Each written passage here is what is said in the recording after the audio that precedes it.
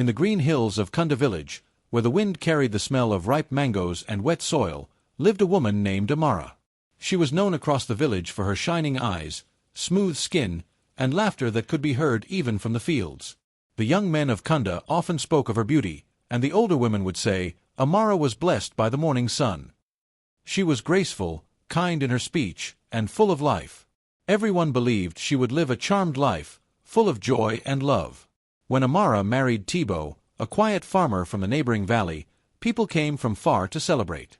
Thibaut was not rich, but he was gentle and honest. His hands were rough from years of tilling the earth, yet his heart was soft.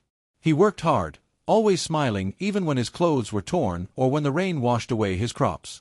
Amara loved his calm nature at first, and she was proud to be his wife. Together they built a small mud house on the edge of the hill, surrounded by maize and cassava fields. They were not rich, but they were happy. As time passed, everyone in Kunda began to whisper that the couple would soon have children. The women teased Amara at the stream when they went to fetch water. Your babies will shine like the moon, they said. With your beauty and Thibaut's good heart, they will be the pride of Kunda. Amara smiled at their words and dreamed of her children every night. She imagined two perfect little faces, with soft brown skin and eyes as bright as morning dew. She prayed every evening for healthy and beautiful children who would bring her honor. Months later, her belly grew round, and her laughter filled the house once again. Thibaut sang while working in the fields, and the neighbors often stopped by to give gifts, baskets of yams, dried fish, and sweet plantains. Even the village elder came one evening and blessed the unborn child, saying, "A woman like Amara can only give birth to beauty." Amara believed it too. She imagined the day she would hold her baby, and people would come to see how perfect it was. When the time of birth came, the moon was bright and full. The old midwife, Mama Kira, came with her bundle of herbs and warm water. Thibaut waited outside the hut, pacing back and forth under the night sky. He heard Amara cry out, then silence, and then the sound of two small wails. His heart jumped. Twins! The gods had blessed them twice. He ran inside, eager to see his sons. But when Amara looked down at her babies for the first time, her smile faded. The twins were small and wrinkled. Their skin was pale and rough, and their faces looked nothing like what she had imagined. Their eyes were uneven, their heads slightly bent to one side. They looked weak and tired, like they had already lived many years. Amara's heart sank deep into her chest. She felt a coldness spread through her body. These were not the beautiful babies she had dreamed of. Thibaut knelt beside her, his eyes wide with joy. "They are strong boys," he said softly. But Amara did not answer. She turned her face away and closed her eyes. She could not bear to look at them. Mama Kira wrapped the babies in old cloths and handed them to Thibaut, but Amara kept her hands to herself. She felt something strange: shame, fear, disappointment. Tears filled her eyes, but she did not let them fall. The next morning, women from the village came to visit. They brought calabashes of soup, roasted groundnuts, and gifts for the newborns. Amara, still weak, sat inside the hut, refusing to come out. Thibaut met the women at the door and thanked them. "Where are the babies?" they asked with wide smiles. "Let us see the beautiful twins." Thibaut hesitated, but before he could speak, Amara called out from inside, "They are sleeping. They are too small to be seen yet." The women looked at each other, but said nothing. They left the gifts and went away. Days passed, and Amara did not take the babies outside. She kept them covered in cloth, even when the sun was hot. When Thibaut went to the fields, she would sit quietly, holding them close but without affection. She did not sing lullabies or smile at them. Sometimes she whispered, "Why are you like this? Why do you look this way?" And though they could not understand, her words were heavy in the air. At night, when the village slept, Amara would stare at the moon through the small hole in the roof. She wondered if she had done something wrong. Maybe she had angered the spirits. Maybe the gods were punishing her. She remembered how she used to laugh at other women's babies when they were born with marks or twisted faces. She would whisper to her friends, "Look at that poor child." Now, she feared the same whispers were about her. Thibaut tried to comfort her. "Amara, they are our children," he said one evening. "They are small now, but they will grow strong. The gods have given us a gift. But Amara shook her head. You do not see what I see, she said quietly. Everyone will mock me. They will say I gave birth to monsters. Her voice trembled with pain. Thibaut reached for her hand, but she pulled it away. She could not bear the thought of people laughing at her, the woman once called the most beautiful in Kunda. Soon the villagers began to talk.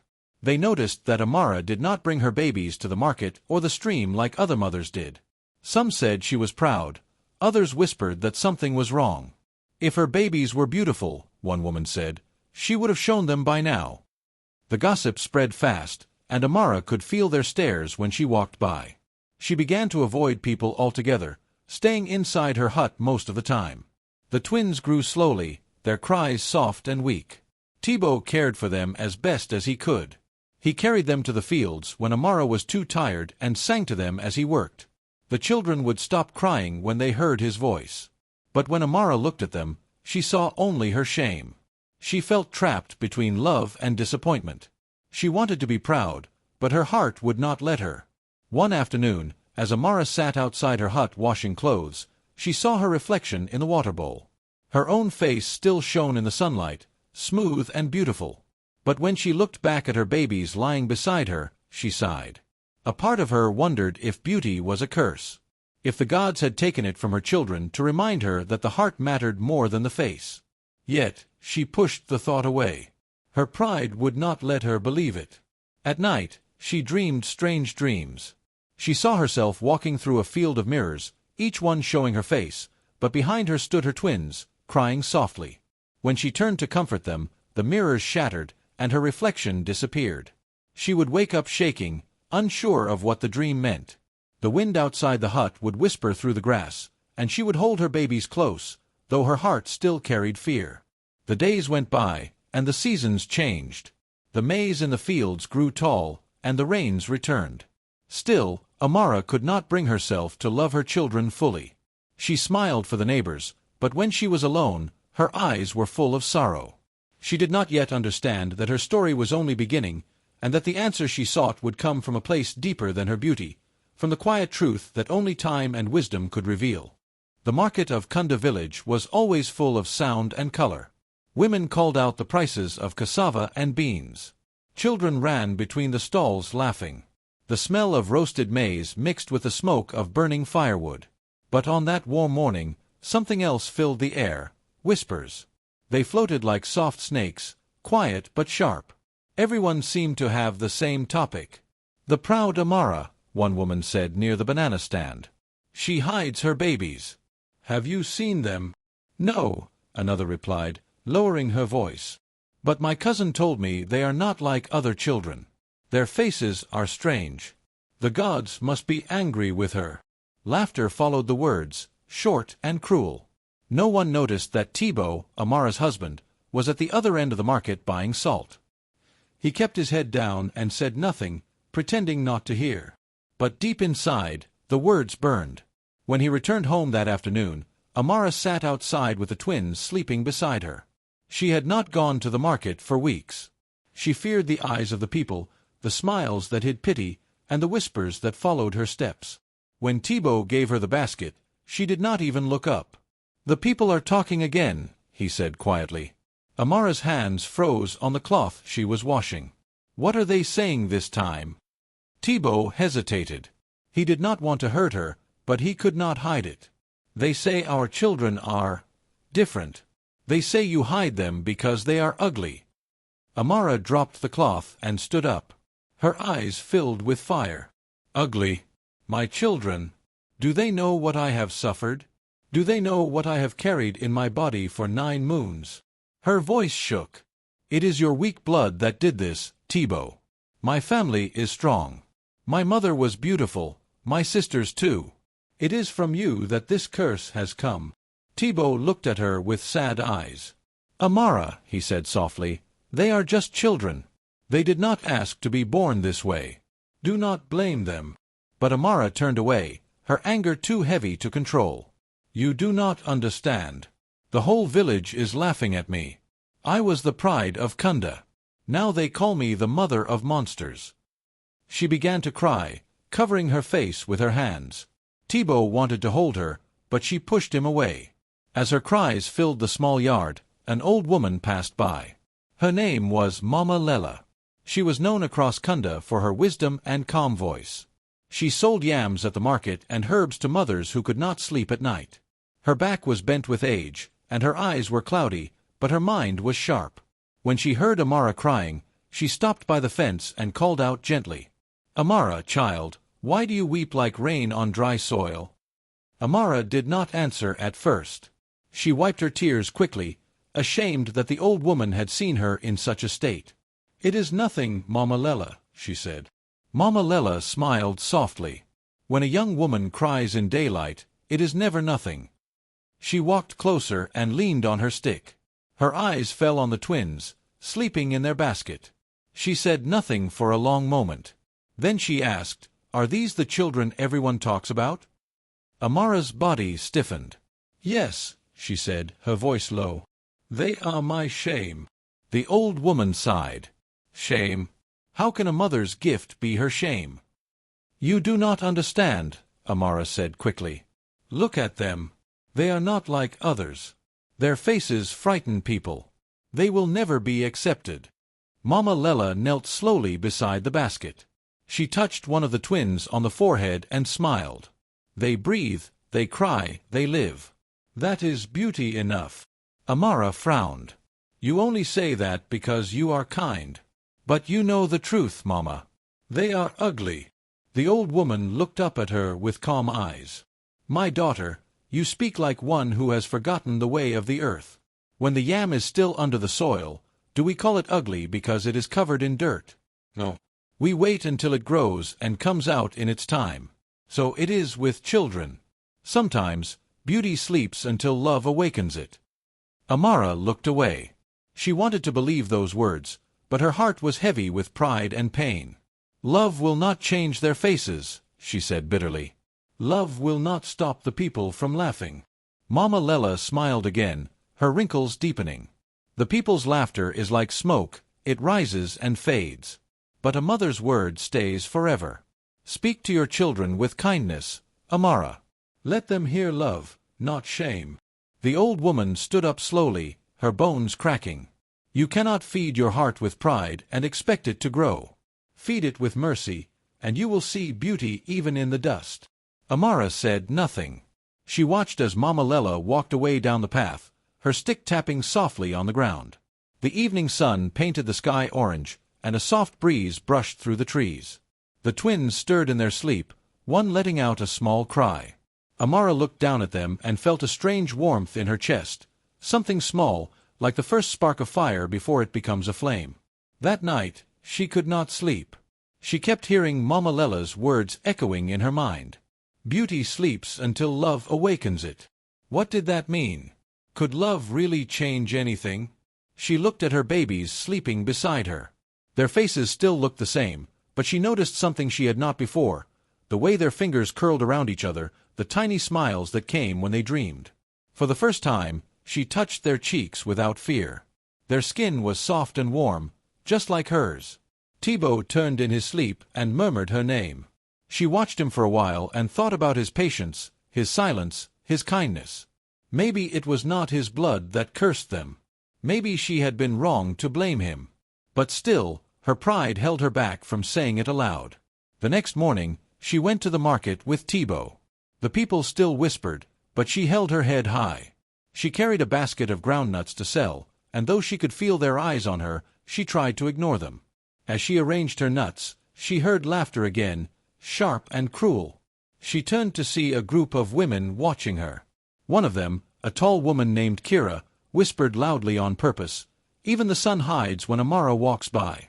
She fears we might see her strange children." Amara's chest tightened, but before she could reply, Mama Lela's voice came from behind her. "And yet the sun still shines on her, does it not? The sun does not choose who deserves its light." The market went quiet for a moment. Mama Lela smiled at Amara, then began arranging her yams. Amara's eyes softened. She did not speak, but inside her heart, something began to change. She still carried pain, but the old woman's words gave her courage. That evening, when she returned home, she looked at her twins differently. She still saw their twisted faces, but she also saw their innocence. She saw how their tiny hands reached out for her, how their small voices calmed when she hummed softly. Days turned into weeks, and though the market whispers never stopped, Amara began to listen less. She thought of Mama Lella's words often. She still struggled with shame, but she also began to feel a small seed of love growing in her heart. She did not yet understand it fully, but something inside her whispered that maybe, just maybe, beauty was not only what the eyes could see. That night, the wind was soft over Kunda village. The moon hung low, silver and full, shining through the cracks of Amara's small hut. Tibo and the twins were asleep, but Amara lay awake, her eyes open in the dark. She could hear the rustling of leaves outside and the faint cry of an owl in the distance. Her mind was full of noise, though the world around her was quiet. She kept thinking of the old woman's words from the market. Sometimes, beauty sleeps until love awakens it. What did that truly mean? Could love wake beauty? Could love change what was already made? Amara turned on her mat and stared at the ceiling. Shadows moved slowly across the roof as the moonlight shifted. She felt her heart heavy, and her thoughts tangled. She had spent so many days hating what she did not understand, and so many nights wondering if she had done something wrong. As sleep finally came, it was not peaceful. It came slowly, like fog creeping over a river, pulling her into a dream she would never forget. In her dream, Amara found herself standing alone in a wide open field. The air was still, and the ground was soft beneath her feet. The sky was neither day nor night, it was a deep golden gray, glowing but shadowed. She looked around and saw no houses, no people, not even the hills of Kunda. Only the vast land stretched endlessly before her. Then, far in the distance, she saw a great tree. Its trunk was thick like a mountain, and its branches spread wide, touching the clouds. It was the baobab tree, the oldest in the land. Every child in Kunda had heard stories about it. It was said to hold the memories of the ancestors and the secrets of the spirits. Amara began to walk toward it. Her steps made no sound. The closer she came, the taller the tree grew. Its roots twisted out of the ground like sleeping snakes, and its bark shone like smooth stone. When she reached it, she stopped and looked up, her heart pounding. A voice came from above, deep, slow, and full, like thunder rolling from the earth itself. Amara! Her name echoed through the air. She looked around, frightened. Who is calling me? Do you not know me? The voice said again. I am the baobab that has stood before your people for generations. I have seen joy and sorrow. I have watched mothers weep and children grow. And now I speak to you. Amara fell to her knees, trembling. Why are you speaking to me? What have I done? The great tree sighed, and its leaves shimmered in the golden light.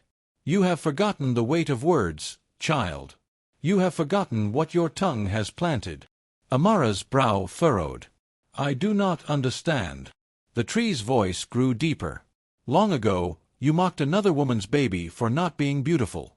You laughed and said cruel things. You threw your words into the wind, but the wind never forgets. It carries what we speak, and it returns what we sow. Your words were seeds of pain, and now they have come back to your home. Amara's eyes widened. Her breath caught in her throat. She remembered. It was many years ago, before she married Tibo. Her neighbor, Luma, had given birth to a baby girl. The child's eyes had been crossed, and her mouth slightly bent. People had whispered about it, but Amara had been the loudest. She remembered standing by the well, laughing with other young women. The poor child looks like she was shaped in the dark, she had said. Even the sun will hide from her. The others laughed too, and Amara felt proud of her clever tongue. She had forgotten it long ago, or maybe she had chosen to forget. But now, the memory returned with shame. The baobab's voice softened. You spoke without care, and your words hurt a mother's heart. The earth listens, Amara. The wind listens. The spirits listen. What we give to the world returns to us, whether it be love or cruelty. Amara bowed her head. Tears filled her eyes. I did not mean harm. I was young and foolish. I did not know my words could curse my own home. The tree's branches swayed gently. Every word has power, child. The tongue can bless or destroy. You asked for beauty for yourself, but you gave ugliness to another with your laughter. The balance must return. The river gives back what we pour into it. Amara began to cry. Her tears fell on the roots of the tree, and the earth beneath her feet grew warm. "Please," she whispered, "forgive me. I love my children. I do not want them to suffer for what I said." The baobab's voice rumbled low and sad. "The world does not punish, it teaches. Your children are not cursed, they are your lesson. They will teach you the beauty that lives beyond faces. They will teach you what the heart sees when the eyes are blind with pride." Amara lifted her head slowly. "What must I do?" The great tree grew brighter, glowing with light. "Love them. Speak kindly. Let your words heal what your pride once wounded. When you learn to see with your heart, the wind will change its path." As the light grew stronger, Amara felt a soft wind circle her. It lifted her hair and brushed her face. She felt peace, but also sadness. The sound of the tree's voice began to fade, but the last words lingered in her ears. "Remember, Amara, what the mouth releases, the heart must answer for. Let your love be the seed that the wind carries next." The ground began to tremble. The golden sky turned pale. The great baobab stretched higher, and the sound of rushing wind filled the air. Amara reached out to touch the trunk, but her hands passed through it like smoke. Everything began to blur, the tree, the field, even her own body. Then she felt herself falling, down, down, until she heard the sound of her baby's crying. She woke suddenly, her heart racing. The hut was dark, and the only sound was the quiet breathing of Thibaut and the soft cries of the twins. Her face was wet with tears. She sat up, trembling, and looked around, trying to remember where she was. The dream still felt real, as if the baobab's voice still echoed in her ears. She placed her hand on her chest and whispered, "It was just a dream, only a dream." But deep inside, she knew it was more than that. She looked down at her children, their small faces glowing faintly in the moonlight. She remembered how she had once laughed at another woman's pain. Her laughter had flown into the air, light and cruel, and now, years later, the wind had brought it back to her door. Amara gently lifted one of the babies and held him close. His skin was warm against her arm. For the first time, she saw how peaceful he looked when he slept. His tiny lips curved slightly, almost like a smile. The tears in her eyes fell onto his face, but she did not wipe them away. "I am sorry," she whispered softly. "I am so sorry, my little ones." The moon moved higher in the sky. The night grew calm again. Amara sat there, holding her child, thinking of the baobab's words. She now understood that beauty was not a blessing of the face but of the heart, and that every word she spoke carried a seed. The next morning, when she saw the sun rise over Kunda's hills, she promised herself that her mouth would no longer plant pain in the wind. She would plant kindness instead. The morning sun rose slowly over the hills of Kunda village, painting the sky with soft shades of gold and orange. The air was cool, and the birds sang gently from the trees. Amara woke before anyone else. Her dream of the great baobab tree still lingered in her heart. The deep voice of the tree echoed in her mind, reminding her of her mistake, her words, and her pride. She sat on her mat, her face pale from sleeplessness. The children were still resting beside her, their small chests rising and falling with calm breaths. She looked at them quietly for a long time. They were still the same, small, wrinkled, and different from what she once imagined, but something in her heart had shifted. She no longer felt the same anger she used to. Instead, there was guilt and sorrow. She could not take back the words she had spoken years ago, but she could try to make things right. The baobab's words were clear. She had to love them. She had to heal what her tongue had broken. As the first rays of light touched the roof of her hut, Amara made a decision. She wrapped her shawl around her shoulders and lifted one of the babies in her arms while the other slept. "I will go to Mama Lela," she whispered to herself. "She will know what to do." The path to the old woman's house was quiet that morning. The grass was wet with dew, and small insects glimmered in the light. Amara's feet brushed softly against the earth as she walked. Her heart beat quickly, but she felt a strange peace. For the first time in many days, she was not angry, only hopeful. When she reached Mama Lela's hut, She found the old woman already awake, sitting outside by her fire. She was peeling cassava roots with her slow, careful hands. Smoke curled into the air, carrying the smell of burning wood and herbs. "Mama," Amara said softly, standing near the doorway. Mama Lella looked up, her eyes calm and gentle. "I knew you would come, my child," she said. "The spirits often whisper before dawn. Sit." Amara sat beside her, holding her baby close. For a moment, she said nothing. Then her voice broke. "Mama, I saw something in my sleep. The baobab tree spoke to me. It told me I had planted my own sorrow with my words." The old woman nodded slowly, as if she already knew. "The baobab speaks only to those who are ready to listen," she said. "You have carried pride in your heart for too long. Now your spirit is tired. It seeks peace."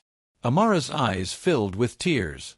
"I have hurt others with my tongue, and now my children suffer for it. I want to change, Mama. I want to love them fully, not with shame. Please, tell me what to do." Mama Lella placed the cassava aside and rose slowly, leaning on her walking stick. She went inside her hut and came back with a small gourd, round and brown, sealed with a leaf. "This is river water," she said. "I took it from the bend where the current is strongest. It has the blessing of renewal." She handed it to Amara carefully. "What should I do with it?" Amara asked. "Take your sons to the stream at sunrise," Mama Lella said. "Bathe them with this water and speak to them with love. Every day, pour your words like water upon them.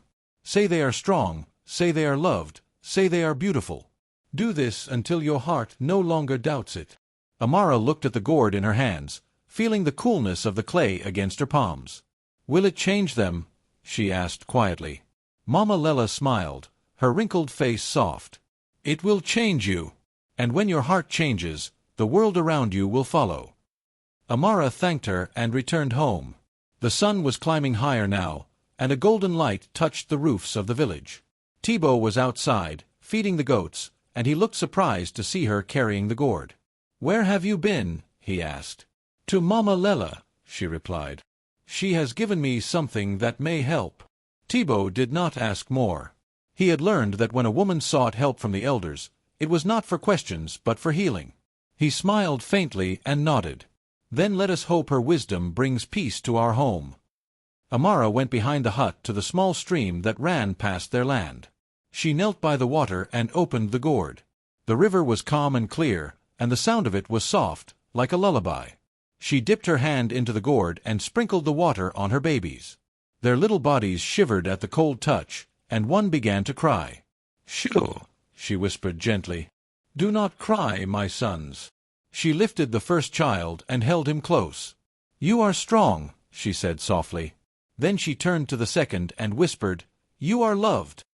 Her voice trembled, but she continued, "You are beautiful." She said the words again and again, her tears falling into the stream. The morning light shimmered on the water, and a soft wind moved through the trees. In that moment, Amara felt something inside her loosen. The tight knot of shame and anger began to fade. It was as if the river was washing not just her children, but her spirit too. Days passed, and Amara followed Mama Lella's instructions faithfully. Every morning, she rose before sunrise, took her sons to the water, and spoke the same words, "You are strong. You are loved. You are beautiful." At first, it felt strange. Her voice would shake, and doubt would creep into her heart. But she kept going. She sang to them while washing their small hands. She smiled at them even when they cried. She held them close, whispering the words again and again until they became part of her breath. Thibaut noticed the change in her. She no longer hid the twins from the neighbors. She took them outside in the evenings, letting them feel the wind on their faces. She smiled more, even laughed sometimes. The house, once heavy with silence, began to fill with soft humming and laughter. One morning, as the sun rose pink over the horizon, Amara saw her children playing on the mat beside her. Their faces were still the same, but something in them had changed. Their eyes were bright, their laughter loud and pure. When she looked at them now, she no longer saw what was missing. She saw what was there: life, warmth, innocence. She realized that beauty was not in smooth faces or perfect shapes. Beauty was in the way her sons smiled when they saw her, in the way they reached for her arms, in the way their laughter filled her chest with light. The baobab's words had come true. Her heart had begun to see what her eyes could not. Weeks turned into months, and the people of Kunda began to notice the difference in Amara too. She no longer walked with her head down. She greeted others at the market, her twins beside her. When the women whispered, she did not hear them anymore. She was too busy smiling at her sons, who laughed and clapped their hands as the wind played with their hair. Mama Lela saw her one morning and called out, "Amara, your eyes shine again." Amara smiled back, her heart full. "It is because I have learned to see with them differently," she said. The old woman nodded. "Then your cleansing is complete." That evening, as the sun set over Kunda, Amara sat outside her hut with Tibo and the children. The golden light covered the land, and the air was sweet with the smell of flowers. She lifted her sons and whispered softly, "You are strong. You are loved. You are beautiful." And this time, when she said the words, she felt them, not only with her mouth, but with her soul. The end. Many years passed in Kunda village, and the hills that once watched Amara's tears now echoed with laughter. The twins, once small and wrinkled, grew into tall, bright young men. Their names were Kano and Lemu, and though their faces still carried the same marks and shapes that had once caused whispers, no one seemed to notice anymore. Their smiles had a light that warmed hearts, and their kindness spread through the village like sunlight after rain. Amara watched them with pride. Every morning, they helped Tibo in the fields, singing as they worked. In the evenings, they sat by her side, telling stories and making her laugh. The same hands that once trembled with fear when she touched them were now strong, lifting baskets of maize and guiding the old across the path. Wherever they went, joy followed. The people of Kunda began to see them differently. Children ran to them for games, and elders called them the good sons of Tibo. No one spoke of their faces anymore. They spoke of their hearts, their laughter, and their gentle spirits. One day, at the market, an old woman selling peppers called out, "Kano, help me move my stall, my back is too weak." Without hesitation, he rushed over, lifting her basket and setting it in the shade. She smiled, her eyes soft with gratitude. "Your mother raised you well," she said. Lemu was just as kind. He often went to the stream to help the women carry their water pots. "You have the strength of 2 men, they would tease, and he would laugh shyly, saying, "My strength is from the soil and my mother's love." At night, when the moon was bright, the twins would sit outside with Amara and Tibo, listening to the wind move through the trees. Sometimes Amara would look at them quietly, her eyes full of tears she did not let fall. Her heart was heavy with memory, the memory of her shame, her cruel words, and her blindness.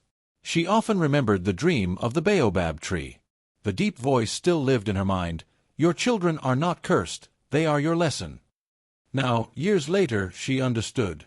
Her lesson had not been punishment, but awakening. The spirits had not taken beauty from her sons.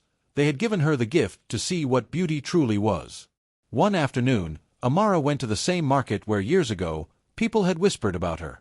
The air smelled of roasted maize and smoked fish. The chatter was loud, but this time, it did not sting her ears. She carried a basket of sweet potatoes to sell, and beside her, Kano and Lemu helped arrange them neatly. A group of women approached. Among them was Kira, the one who had once mocked her most. Her hair had turned gray, and her eyes were tired. She stopped before Amara's stall, looking at the twins. "These are your boys?" she asked softly. Amara smiled. "Yes, they are my sons." Kira nodded slowly. "They have kind faces," she said. "And gentle hearts, I can see that." For a moment, Amara felt a warmth rise inside her chest. It was not pride, it was peace. The old wound that had once lived in her heart felt light and quiet. She no longer needed to prove anything. Her sons had already done that with their kindness. Later that evening, Amara sat outside her hut, watching the sunset. The sky was painted in orange and purple, and the air smelled of rain. Tibo sat beside her, cleaning his farming tools, while the twins played with the village children. "You see them," Tibo said softly, smiling. "You remember the days when you could not even look at them?" Amara nodded, her eyes glistening. "I remember," she said. "I was blind then." I thought their faces were my shame, but the shame was in my heart." Thibaut reached for her hand. "And now?" She looked toward the twins, laughing with the children. Their laughter rang through the air, strong and full of life. "Now I see," she said. "They were never ugly. I was the one who could not see beauty." Thibaut smiled, and they sat in silence for a while. The crickets began to sing, and the sky grew darker. As the seasons changed, Kano and Lemieux became known throughout nearby villages. People spoke of their honesty and kindness. When someone's roof broke during the rains, the twins were the first to help. When an elder was sick, they fetched herbs and water. Even the village chief praised them, saying, "If every home raised sons like these, Kunda would never know sorrow." Amara's name was spoken with respect again, but this time, not for her beauty, for her heart. The villagers often came to her for advice, especially young mothers who struggled with pride or fear. She would listen patiently and tell them her story. "There was a time," she would begin, "when I could not love what the spirits gave me. I saw only with my eyes, not with my soul. But then I learned that beauty is not something you see, it is something you grow." The young women would listen quietly, their faces soft with thought. Some would ask, "But how did you change?" Amara would smile gently and say, "With love and words. I spoke blessings over my children until those words healed my heart. What you speak becomes what you see." One day, Mama Lela, now very old, came to visit. Her steps were slow, and her hands trembled as she leaned on her stick. Amara rushed to help her sit. "My daughter," Mama Lela said, her voice thin but still wise. "The river told me your heart has become clear again." Amara knelt beside her and smiled. "You were right, Mama. Your water cleansed more than my children. It cleansed my soul." The old woman chuckled softly. "The river only carries what the heart releases. You were ready to be free." They sat together, watching the twins in the distance. Mama Lela nodded with pride. "The wind has returned your words to you, Amara, but this time they are words of love." That night, after Mama Lela left, Amara sat alone beneath the moon. She thought about her journey, the pride, the shame, the lessons, the love. The sound of laughter came from inside her hut where Thibaut and the boys were talking. She felt tears in her eyes, but they were not of sorrow. They were of joy. She whispered softly into the night, as if the baobab tree could hear her even from afar. "I understand now. Beauty was never gone from my home. It was waiting for me to open my heart." The next morning, she gathered the village children under the shade of the mango tree. She told them stories, as elders do. And when she finished, she always ended with the same words. "Children of Kunda, remember this, beauty grows where love is spoken. Speak with care, for your words are seeds, and the wind will carry them. Let your words be gentle, let them be kind, and they will come back to you as blessings." The children clapped and laughed, and Amara smiled, watching their bright faces. The village had once known her for her looks, but now they knew her for her wisdom. She had become the woman mothers told their daughters about, not the proud Amara, but the one who found beauty in truth. Years later, when the baobab tree stood tall and still beyond the fields, some said that on quiet nights you could hear a woman's voice in the wind, whispering softly, "You are strong. You are loved. You are beautiful." And those who heard it smiled, knowing it was Amara's love carried forever through the air, blessing every heart it touched. The end.